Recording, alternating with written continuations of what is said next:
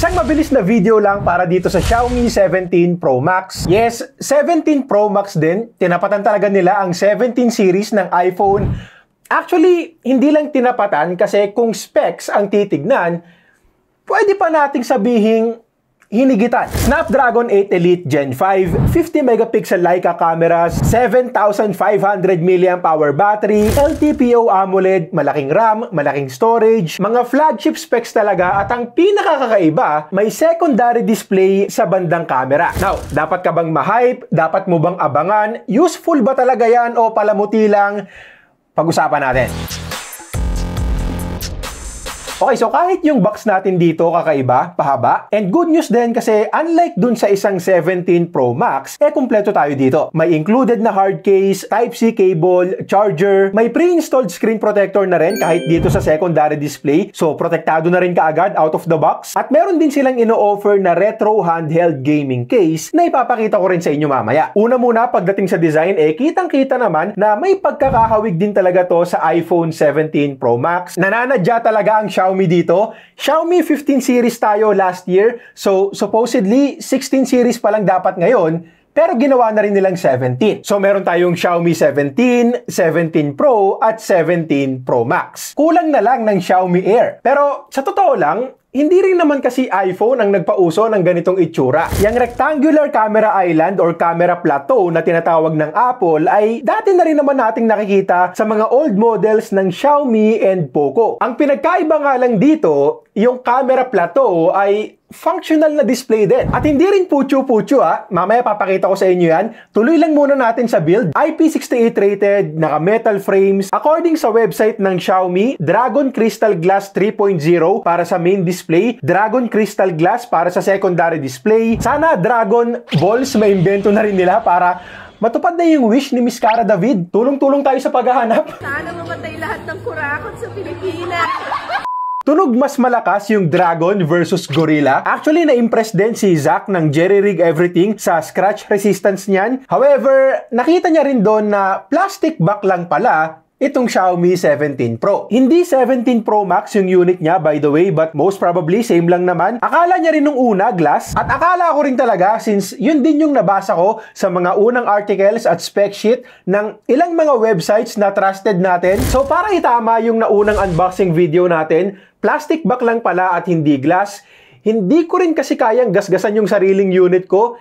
60K plus kasi, so ako talaga yung nagasgasan dito. Pero yun nga, importante lang din na malinaw. Ang gara din kasi kung sakali nga na ibenta sa Pinas, tapos bumili kayo, akala nyo glass. Tsaka alam ko rin na maraming Pinoy ang aangal sa plastic back ng flagship phone. Though, hindi pa rin tayo 100% sure sa eksaktong material na ginamit. Posible pa rin kasi na gumamit sila dyan ng fiberglass. Reinforced plastic yon na may glass fiber na mas matibay din kumpara sa regular glass and plastic. Kaya sa ngayon, mas maigay kung aantayin na lang din natin yung confirmation ng Xiaomi Philippines kung sakali nga na i-offer nila dito. May konting bigat pero mas magaan pa rin kumpara sa iPhone 17 Pro Max. Actually, mas manipis nga rin at impressive yan since 7,500 versus 5,088 mAh yung battery capacity ng mga to. Malaki-laking advantage sa Xiaomi yung paggamit ng silicon carbon battery. And diretso na rin natin sa battery since eto rin yung isa sa mga nakakamanghang bagay dito. Almost 50% higher capacity kumpara sa iPhone 17 Pro Max.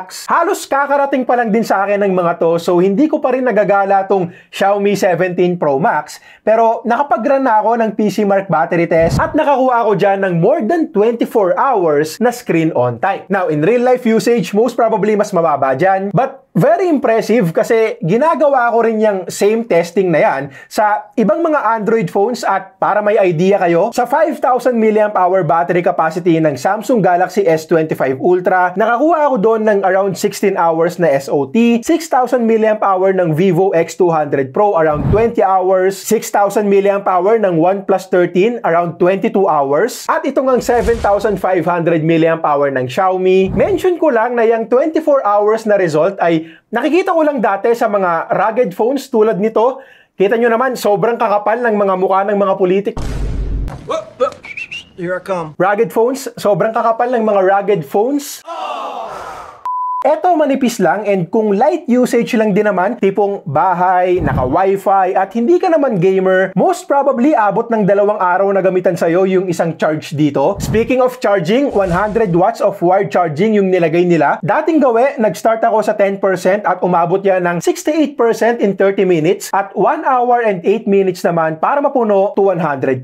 So, hindi na rin talaga masama considering na malaki nga yung battery, at kung sobrang nagmamadali ka, pwede mo pang i-turn on yung boost charging mode para mas bumilis pa. Wireless charging support, syempre meron din. 50 watts na rin yan, so mas mabilis din kumpara sa iPhone and Samsung Ultra. Kaya sa usapang battery and charging, sobrang solid ng ino-offer sa atin ng Xiaomi. However, kung sakali nga na i-offer to locally or sa global launch, sana naman wag bawasan. Alam ko na maraming posibleng rason kung bakit napapadalas yung 6,500 mAh sa China tapos 5,500 mAh na lang pag local release na. Shipping restrictions, mga certifications, thermal considerations at iba pa. Pero kung babawasan nga, sana at least 6,500 mAh pa rin. Okay, so main display tayo at syempre flagship phone. So gandang display talaga. 6.9-inch LTPO AMOLED panel, 1 to 120 Hz, so power efficient din. Smooth and responsive as expected. Ganda rin ng kulay syempre. Kahit naman sa mga mid-range phones ng Xiaomi and Poco, magaganda na rin yung display. So matic na rin dito sa flagship. Solid for watching videos. Nanonood ako ngayon ng Peacemaker. Sobrang ganda. Hindi ko nga lang makita si John Cena. Widevine L1 pero walang HDR support sa Netflix. Pag nagka-global yan, most probably meron din kahit Dolby Vision. Yung dual speakers, panalo rin. Malaki-laking plus sa watching experience natin. Tapos in terms of brightness, 3,500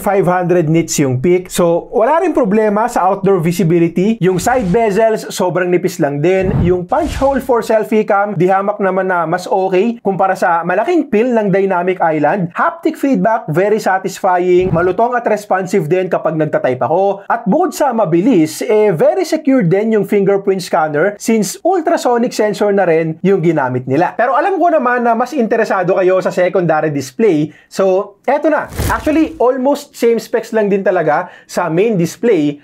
Mas maliit lang, so very impressive din. 2.9-inch, 120Hz AMOLED display din yan with 3,500 nits of peak brightness. May mga nagsasabi na okay na kahit 60Hz na lang yung refresh rate dito. Pero para sa akin, kung ginawa nila yon, for sure, may mga magko-comment na, ay, 60Hz lang, walang kwenta, hindi ba ginawang 120Hz? So, para sa akin, good move to para wala na lang ding masabi. Now, ano bang meron sa secondary display na to? Gimmick lang ba? Agaw attention lang ba o magagamit talaga?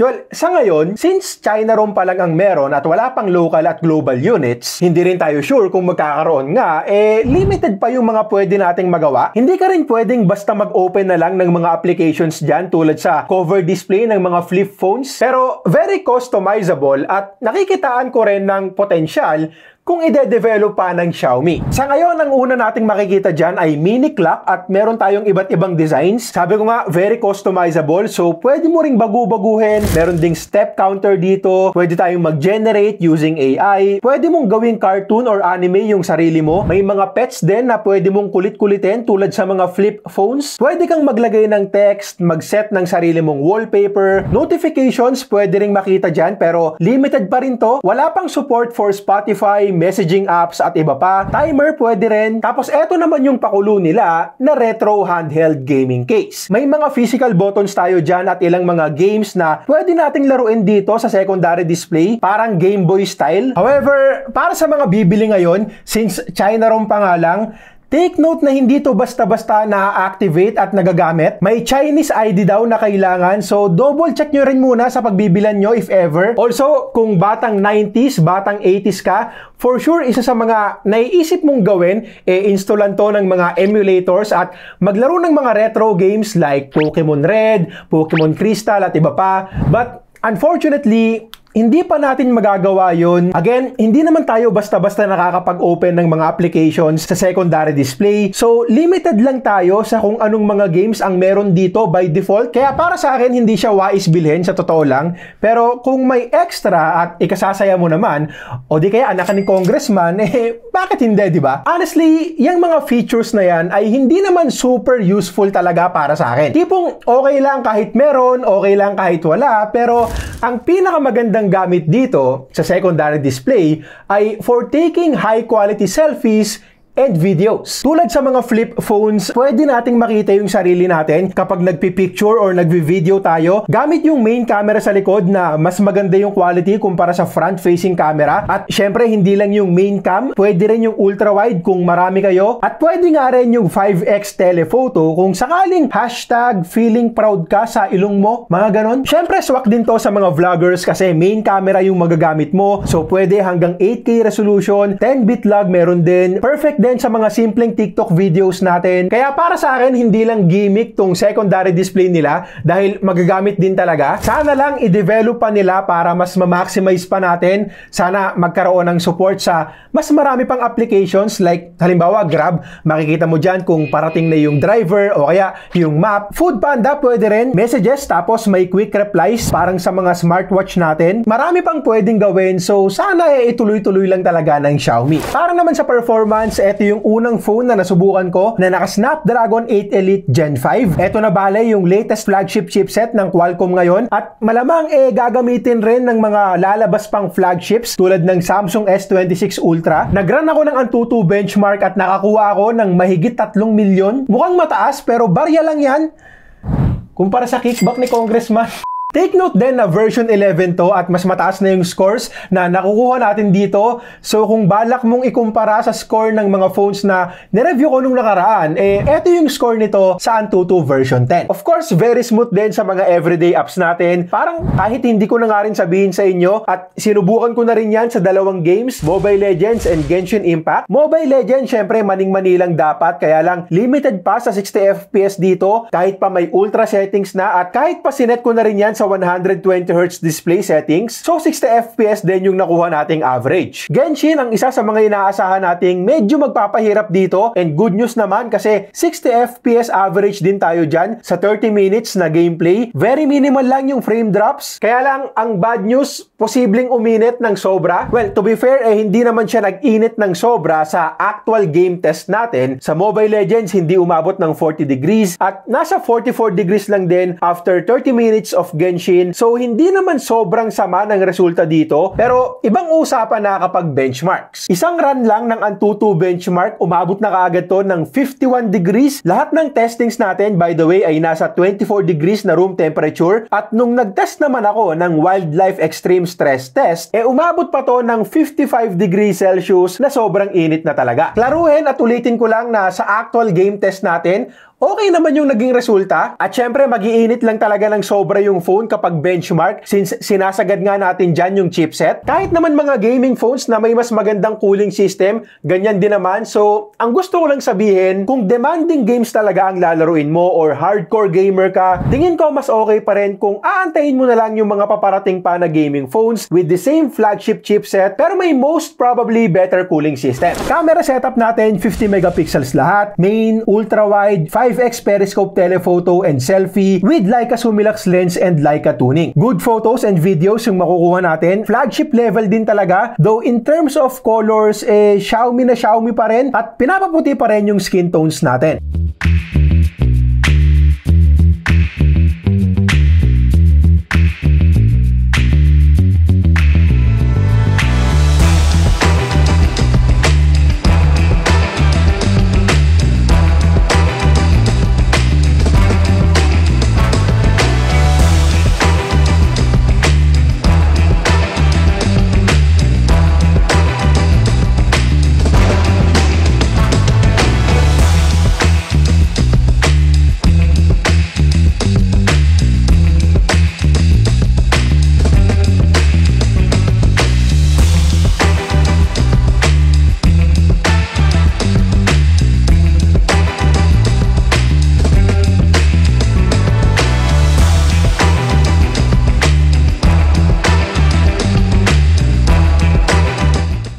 Okay, so ito yung video quality gamit ang front-facing camera nitong Xiaomi 17 Pro Max. Hanggang 4K 60 FPS tayo dito. Yun, sa nakikita ko dito, mukhang okay naman yung quality. Pwede pang vlog, pero I don't think nale-level siya sa front-facing camera ng iPhone 17 Pro Max. Etong main camera siguro ang pwedeng lumevel. Gamit ko yan ngayon. At nakikita ko yung sarili ko gamit yung secondary display. Napansin ko nga lang na medyo dumidilim yung display natin dito. Siguro para maiwasan na rin yung pag-overheat. So take note nyo na lang din yan kasi posibleng mahirapan tayong makita yung display kung magbablog tayo sa labas at mataas yung sikat ng araw. Xiaomi 17 Pro Max, again, hindi pa naman to full review at hindi ko pa nagagamit ng matagalan talaga. Pero marami na rin akong testings na ginawa para magka-idea kayo kung sakali nga na i-offer to locally at balak nyong bumili. Again, take note lang na may mga bagay pang posibleng magbago pag in-offer na nila to outside China. So sana ma-improve yung thermal, sana mas marami pang magawa sa secondary display, at sana wag bawasan yung battery capacity. So far, nakikitaan ko ng magandang potential to kapag dinala dito.